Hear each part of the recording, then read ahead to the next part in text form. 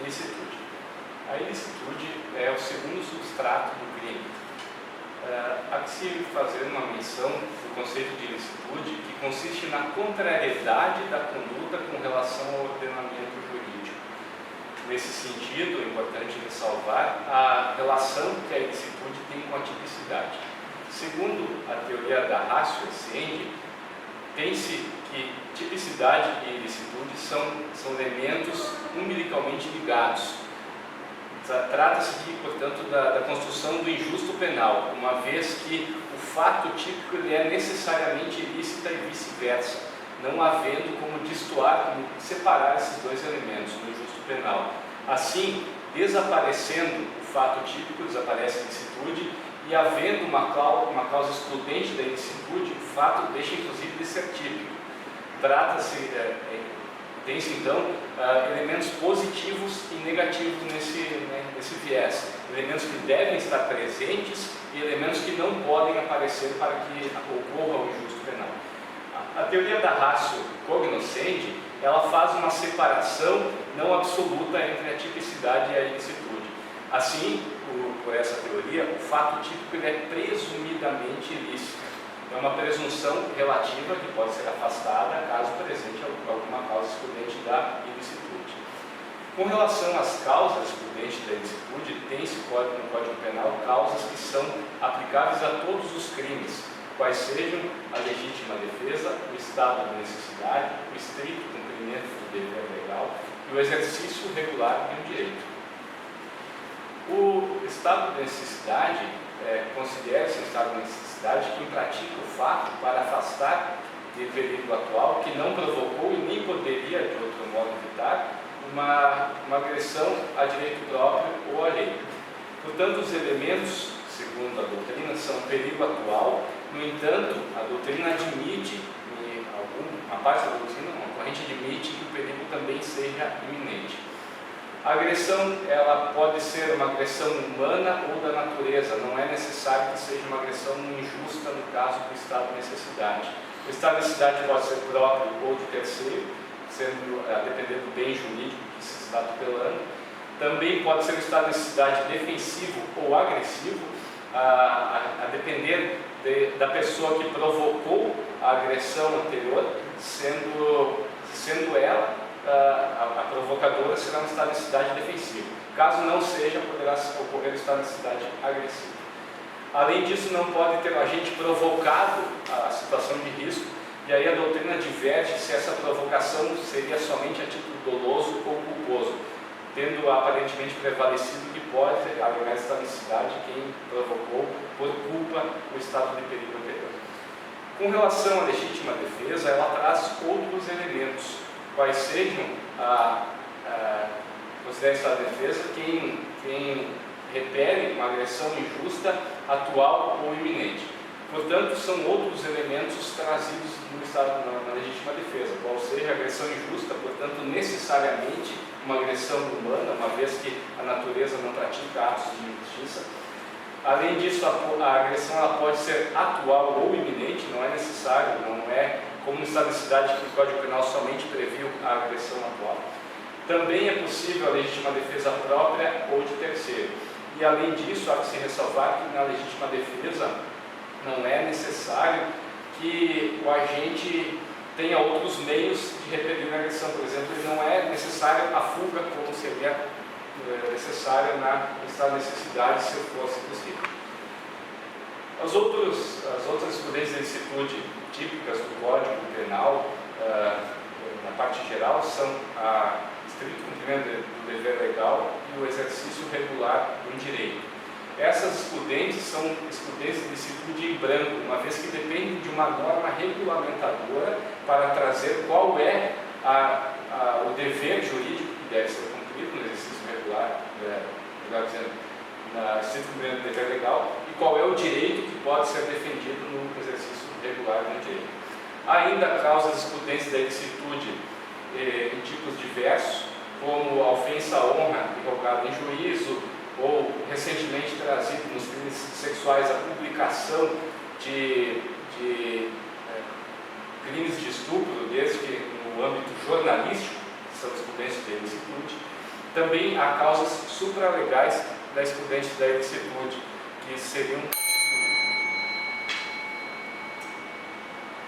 senhor poderia me falar das teorias diferenciadora e unitária do estado de necessidade?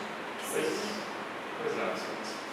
A teoria unitária, ela é adotada pelo Código Penal, e essa teoria, ela não leva em consideração, para aplicar o estado de necessidade, a relevância dos bens jurídicos sacrificados ou protegidos.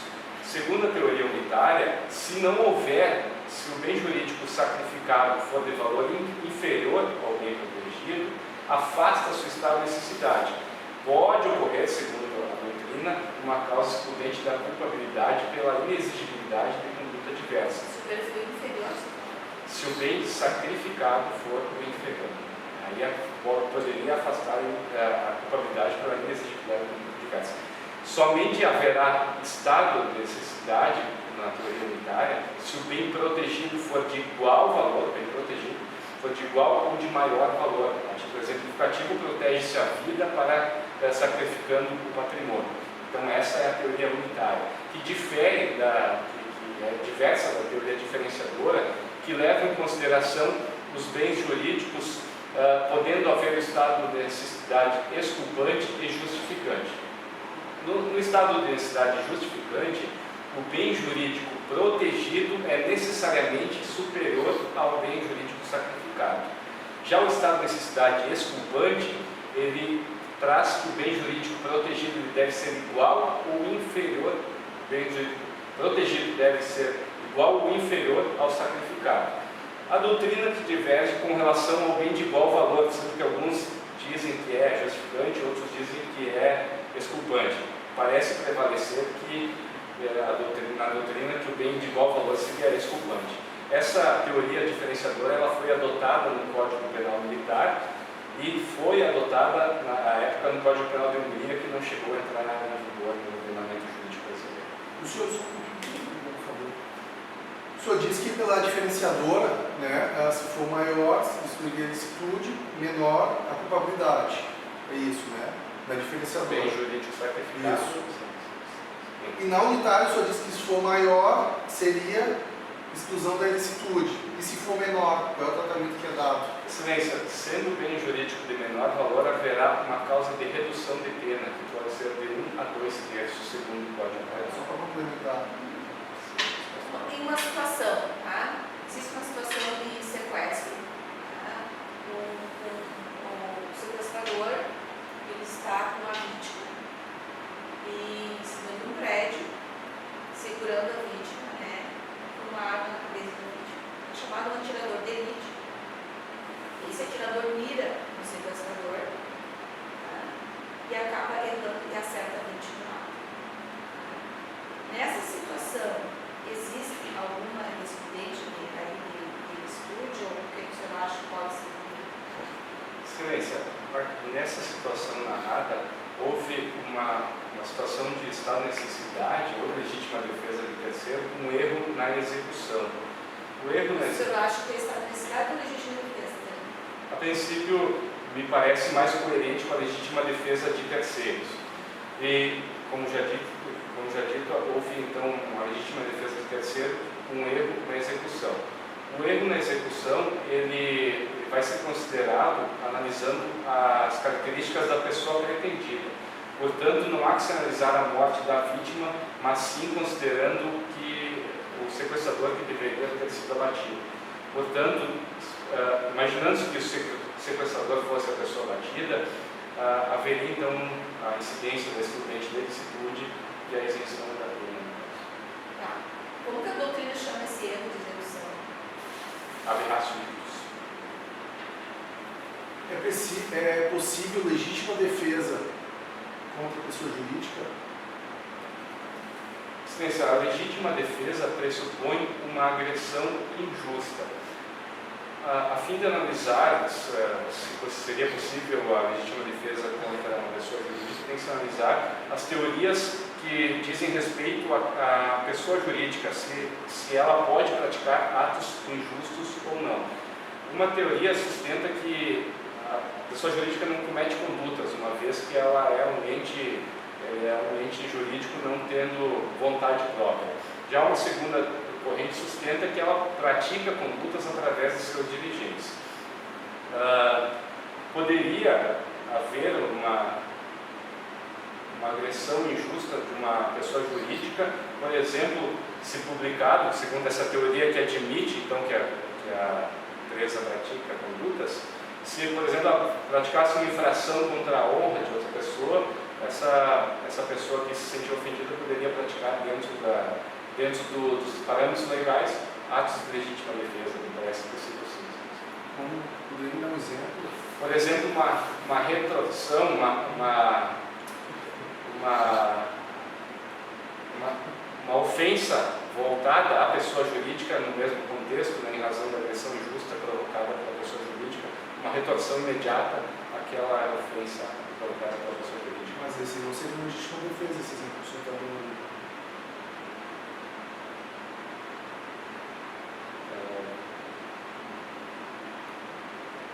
Silêncio não me ocorre agora, então, uma hipótese de legítima defesa no caso.